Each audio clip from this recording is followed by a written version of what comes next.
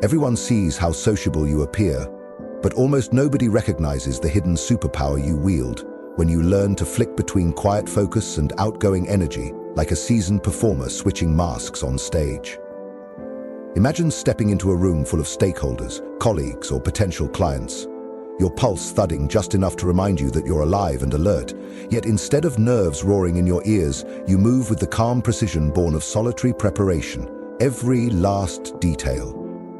The light bouncing off the polished floor, the hum of distant conversation, the flutter of a nervous smile, registers with crystal clarity.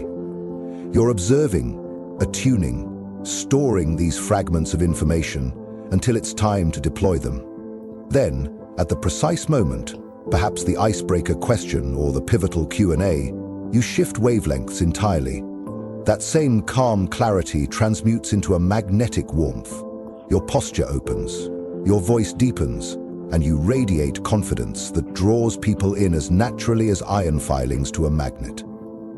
No one suspects the surgical toggling inside your psyche.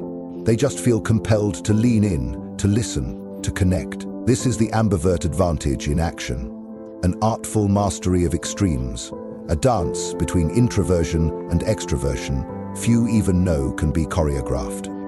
To understand why this is so potent, consider the way we naturally respond to other people's energy.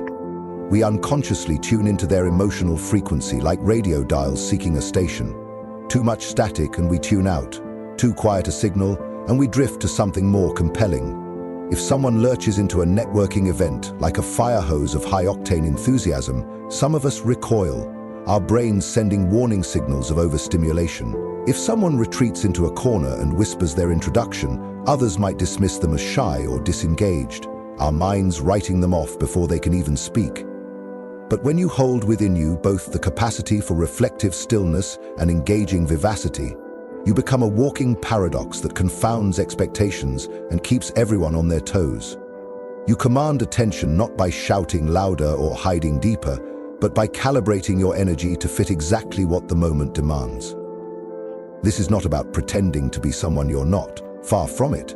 It's about recognizing that within every mind exists the neural architecture for both steady focus and social dynamism. Neuroscience tells us that the brain's plasticity, the ability of neural connections to strengthen or weaken based on experience, means you can train yourself to access both modes on command.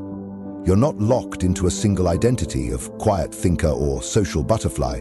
Instead, imagine possessing two distinct skill sets, analytical deep work and charismatic interaction, and being able to deploy whichever one serves your purpose best. That capacity to pivot, to adapt, to flex with the demands of circumstance, is what turns everyday interactions into strategic advantages. Think of your own life. Recall the last time you prepared for an important task. Perhaps you booked yourself into a quiet cafe or shut yourself away in a home office, cutting off distractions so you could think through a presentation or draft a report. That's you in introvert mode, laser-focused, uninterrupted, feeding off silence. Now remember a different scenario. Maybe you were hosting a dinner party or leading a workshop, and you felt invigorated by the ebb and flow of conversation, your smile genuine as you guided people through ideas and laughter. That's you in extrovert mode, energized by connection, fueled by social stimulus. For most people, these modes operate independently, one never touching the other. But you can learn to leap from one to the other midstream, harvesting the benefits of each without the common crash that follows overindulgence in either. Why does this matter? Because life doesn't hand you monotony. It throws you curveballs, requiring the full range of your capabilities.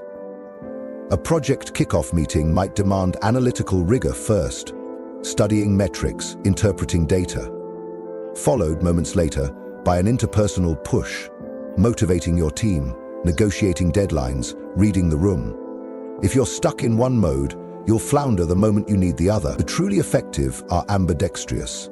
They cultivate deep, contemplative reserves so they can generate breakthrough ideas, then switch into dynamic charisma to rally allies and secure buy-in. They become, in effect, their own secret weapon.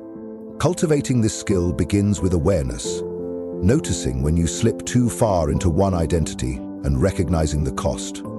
Perhaps you've spent years leaning heavily on your introspective strengths, Excel spreadsheets, design wireframes, written proposals. Yet when presentations come, you feel a pang of social anxiety, your words tumbling out in a rush, or your mind blanking at the crucial moment. Or maybe you've thrived in front of crowds, cocktail parties, town halls, sales pitches, yet shied away from the solitude needed to craft your message, leaving your content shallow and your insights underdeveloped. Neither extreme suffices. Excellence requires the capacity to balance both. Step 1. Track your own tendencies. Keep a simple journal of how you feel after hours of alone time versus hours of social engagement. Notice patterns of energy, mood fluctuations, and performance dips. Next, establish micro-rituals that anchor you in each mode. For introspection, experiment with 5-minute breathing exercises before important tasks. Inhale for 4 counts, exhale for 6. Cycle until your heart rate steadies and your mind unclutters. Try a rapid brain dump on paper. No structure, no judgment, simply expelling every thought cluttering your psyche so you can zero in on what truly matters. Perhaps you take a silent walk in nature, earbuds off, eyes open to sky and tree and earth, letting sensory stillness reinforce mental calm. These tiny acts, when repeated consistently, wire your nervous system to switch into a receptive, undistracted state on command. Conversely, design bite-sized social fuel-ups. You don't need multi-hour networking dinners, you need social sprints. Stand up and stretch between tasks. Play a 2-minute motivational track and move to its beat. Smile and greet a coworker with genuine curiosity. Send a quick voice note to a friend about something that made you laugh. Each microburst sends neurotransmitters, dopamine and endorphins coursing through your brain, priming you for connection. You learn to spike your sociability without overshooting into exhaustion. Over time, these rituals become muscle memory, a breath, a stretch, a note to yourself. And your online, social battery topped up, ready for engagement. Perhaps you worry this feels contrived. Jung's teachings on authenticity and the shadow remind us that true wholeness arises only when the persona and the shadow work in harmony. When you know why you shift modes, to deliver insight, to forge trust, to lead with empathy, your transitions resonate as genuine strengths rather than mere theatrical tricks. People sense when you're grounded in purpose. They feel the integrity behind your calm or your enthusiasm. The ambivert advantage isn't about hiding who you are. It's about revealing more facets of your true, whole self. As you practice, layer in the power of enclothed cognition, the way clothing and color prime certain mindsets. Slip into a crisp white shirt and your brain activates schemas of precision and rigor. Add a bold accessory and latent confidence from your shadow surges forward. Don't let attire become shallow vanity. Let it be a symbolic bridge between your conscious intentions and your unconscious strength. With these tools, you become a living paradox, both contemplative strategist and charismatic leader, analytical thinker and social catalyst.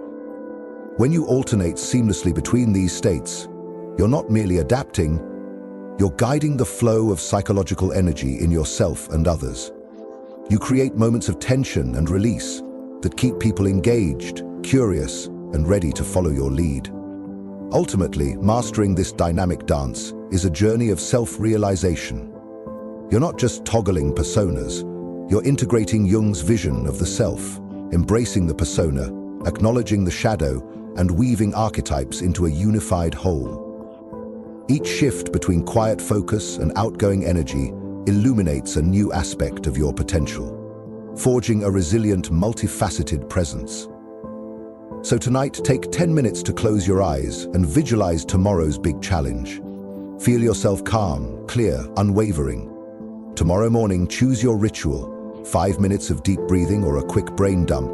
Then, later, pick your social sprint, a spontaneous check-in or an energizing playlist. Track your energy, refine your rituals, and watch as the ambivert advantage transforms your interactions. You'll step into every room as both the wise observer and the vibrant connector, carrying the full spectrum of your psyche into every conversation. That, in Jung's words, is the path to wholeness, and the secret weapon few even know they possess. Each morning for the next 30 days, set aside 15 uninterrupted minutes to plan your ambivert practice. Start by reviewing yesterday's energy dashboard. Note the precise moments your social battery dipped and when your solitude reserves ran dry. Use this data to craft your morning intention. Perhaps, after breakfast, I will spend exactly 20 minutes in focused reflection before any human contact. Or, this afternoon between 2 and 2:15, I will seek out conversation with at least 2 colleagues. Commit these intentions to a journal. Then, before stepping into the world, close your eyes and visualize your day's rhythm. The calm of your early ritual, the spark of your midday social sprint, the final transition back to solitude for consolidation. This visualization bridges intention to action, priming both mind and body for the dynamic toggling ahead. Days 1-7 are all about deep introversion. Each day, choose one substantial task. Writing a report, designing a deck, mapping a strategy, and precede it with your mini ritual. A breathing exercise timed by the slow tick of a kitchen timer, followed by a rapid brain dump of every distracting thought. Feel the mental clutter drain away as you purge it from your mind onto paper. Then, dive into your work. As you sit, note subtle shifts in concentration, the way your thoughts flow more coherently, how problem-solving unfolds effortlessly, how creative insights bloom in previously blurred corners of your mind. Journal each evening about how this ritual impacted your performance. Did you finish faster? Feel less mentally fatigued? Notice deeper patterns in your thinking? Record every nuance. On day 4, introduce an evening soliloquy. Speak your reflections into a voice memo. The act of vocalizing your internal dialogue cements the introspective habit and reveals hidden emotional currents. Discover if your mind drifts to worry, excitement, or self-doubt, and name those feelings aloud. This awareness primes you to integrate your shadow material into your waking persona. By day 7, you'll have a refined solo practice. Perhaps a modified breathing count, a color-coded journal for clarity, or an outdoor route that best energizes your focus. These personalized rituals become the bedrock of your introverted reserves. Days 8-14 pivot entirely to energized connection. Begin each morning by listing 3 people you intend to connect with, peers, mentors, friends, and 3 specific conversational goals. Asking a question, sharing an idea, offering praise. Then design 2 to 3 social sprints into your calendar, precise 15-minute windows where you engage with the world. Stand, stretch, and play your 2-minute power anthem. Feel your heart rate rise as endorphins surge. Approach your first connection target with genuine curiosity. Ask about their weekend, their current project, their biggest challenge. Listen deeply, mirroring their tone and energy. Observe how your own mood lifts, how ideas flow back and forth, how collaboration seeds itself in these microbursts. Each evening, rate your social energy on a 10-point scale and note the quality of each interaction. Did you feel present? Did the conversation flow or stall? What emotions surfaced? Over these 7 days, you'll notice your extrovert muscles strengthening. What was once awkward now feels natural. What was once mentally draining now leaves you invigorated. You'll refine which playlists pump you up, which physical movements best shift your mood, which opening lines spark genuine rapport. Record these breakthroughs and store them as your social arsenal. Days 15-30 bring integration. Notice how rapid toggling enhances both tasks. Perhaps the clarity gained in solitude makes your conversations more insightful, or the energy from social interaction fuels deeper focus when you return to your desk. Journal multiple times per day, short entries immediately after each mode switch to capture fresh data. During these 2 weeks, experiment with adding hybrid rituals. For instance, take a silent walking meeting, Pace with a colleague in comfortable silence for the first half, then engage in brainstorming for the second half. Notice how the change of scenery and the gentle physical movement create fluid transitions between modes. Or try a paired ritual. Begin with 2 minutes of solo stretching, then spontaneously invite a teammate to join you for 2 minutes of partner stretching and conversation. These hybrids integrate the skills of introspection and outreach in the same breath. Mid-month, conduct a midpoint review. Use your energy dashboard's trend data to calculate average energy scores for introvert days, extrovert days, and integrated days.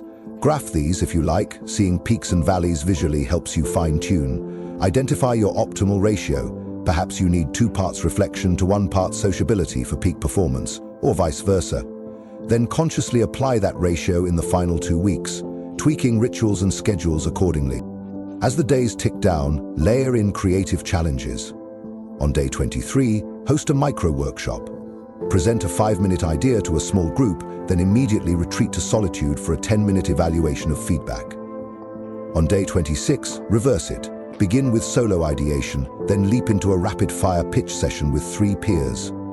These exercises simulate real-world demands and solidify your ability to flex on command. Each success builds neural pathways that automate your mode switching. On day 30, honor your progress with a closing ritual. Replay your voice memos, review your journals, and identify your 5 greatest takeaways. Write a letter to yourself, summarizing how your energy rhythms evolved, what rituals became non-negotiable, and how your professional and personal life improved. Promise to carry forward these lessons, not as fleeting trends, but as permanent upgrades to your daily operating system. Seal the letter away or share it with a trusted confidant. External accountability cements your commitment. Now, step back and reflect on the ethics that must guide this newfound power. As you've learned, controlling your own energy and shaping others' perceptions is a potent ability. But with potency comes responsibility. The true test of mastery is not how effectively you wield influence, but to what ends you apply it. Begin by internalizing a personal code of integrity. Outline 3 ethical principles that will govern your ambivert practice. For example, never use mode switching to deceive. Always pursue mutual benefit. Honor transparency about your intentions. Write these in bold letters atop your journal's first page. Let them be the North Star that guides every interaction. Next, cultivate empathy as the lodestar of your ambivert advantage. Before every social sprint, pause and connect inwardly. Ask yourself, what does this other person need right now? Whether seeking consensus, facing conflict, or simply wanting to be heard, tailor your energy not to manipulate but to support. If you sense tension in a meeting, shift to introvert mode. Soften your tone, lower your volume, slow your pace to create space. If you notice hesitation during a presentation, shift to extrovert mode. Lean forward, inject warmth, make eye contact to reassure and re-engage. This adaptive empathy transforms mere influence into true leadership. Guard against the temptation to deploy ambivert skills for personal gain at others' expense. Imagine using your calm persona to lull a competitor into a false sense of security, then flipping into charismatic dominance to seize an advantage. Though effective in the short term, such tactics corrode trust and damage your reputation. Instead, anchor every shift in the principle of reciprocity. Ask yourself, how can my next gesture benefit both of us? When you step back into solitude, reflect not only on your own gains, but on the well-being of those you engaged. Celebrate shared successes as much as personal wins. Transparency also fosters ethical practice. When your ambivert toggling serves a common goal, resolving conflict, innovating, celebrating achievement, announce your intention. A simple, let's take 2 minutes to think quietly about this, or I want to invite some energy into this room, signals respect for others' agency. You're not hiding your strategy, you're co-creating a space where everyone can choose their own best mode. This honesty builds collective trust and makes your leadership not only effective, but inspiring. Evaluate your impact regularly. At the end of each week, solicit feedback from a diverse set of colleagues, peers, subordinates, mentors. Ask targeted questions. Did you feel heard when I switched into listening mode? Did my energy lift the room when we needed momentum? Was there ever a moment when my transitions felt disjointed or confusing? Use anonymous surveys if necessary to ensure candor. Then integrate that feedback into your next cycle of practice, refining both your rituals and your ethical guidelines.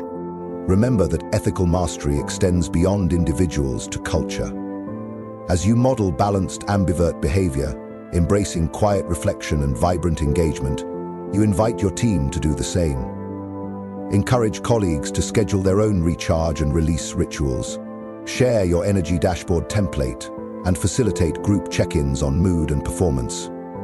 By democratizing these tools, you foster an environment where both introverts and extroverts can thrive, free from stigma or stereotype. Long-term, embed ethical ambivert mastery into professional development. Propose a monthly workshop where team members learn and practice these techniques together. Rotate leadership so everyone experiences both sides of the spectrum. Create physical spaces for both modes, quiet rooms for deep work and communal areas for dynamic collaboration. Signal organizational support through policy. Flexible schedules, no meeting blocks, optional stand-ups, and through recognition of balanced contributions, whether whispered insights or bold presentations. Ultimately, true greatness lies in the fusion of competence and character. Your ability to toggle between focus and connection becomes a force for collective good when guided by empathy, transparency, reciprocity, and accountability. As you continue to hone your ambivert advantage, let ethical mastery be your compass, ensuring that every shift not only advances your goals, but elevates those around you. In doing so, you embody the highest form of leadership, a leadership that resonates with authenticity, cultivates trust, and builds a legacy of shared success.